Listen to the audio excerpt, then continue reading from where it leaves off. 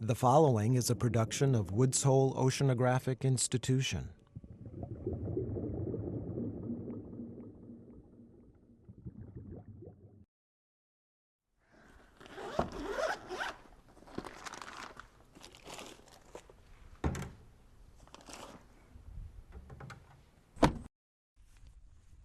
At many beaches around the country, every now and then, a couple times this summer, there will be a high amount of bacteria in the water. And people don't really know why usually. At this point, we've done a really good job of trying to, fix up our sewage system. We're discharging usually treated sewage, not raw sewage, except in the case maybe of heavy rains. So when these happen, by and large, we don't know why. We don't know where the bacteria is coming from. So I'm interested in whether bacteria might be being flushed out of the sands, because we found that there's very high concentrations of bacteria in dry sand. Provincetown's a good site to explore that because every summer they have these unexplained bacterial exceedance events. So I'm coming out many days over the summer, 3 days a week, so that I can try to catch those exceedance events, and the days prior to and after, hopefully, or at least the weeks prior to and after, and see how are the environmental conditions different when that bacteria increased in the water.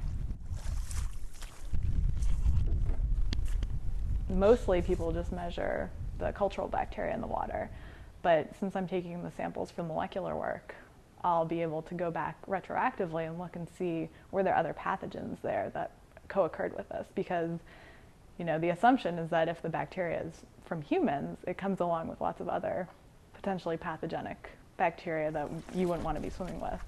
But if it's from the environment, if it's been growing in beach sands, if it's kind of endemic to the area, maybe it doesn't correspond to the same kind of pathogens that would be in sewage. Maybe there's other pathogens there from like animals. All right, so we turn this on. There have been some epidemiological studies of waters that are affected by what we call non-point source pollution. But they haven't really separated the effects of bathing versus just going to the beach.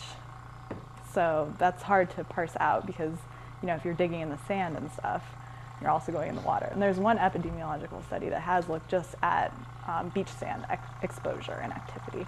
And they've shown there is an increased health risk from people who dig into beach sand versus people that sit on a towel.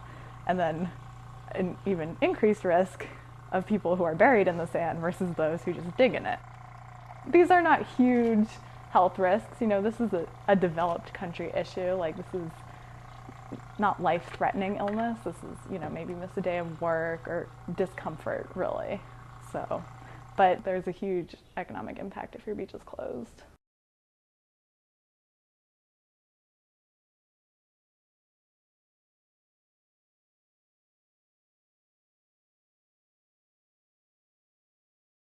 To learn more about Woods Hole Oceanographic Institution, visit us on the web at www.whoi.edu.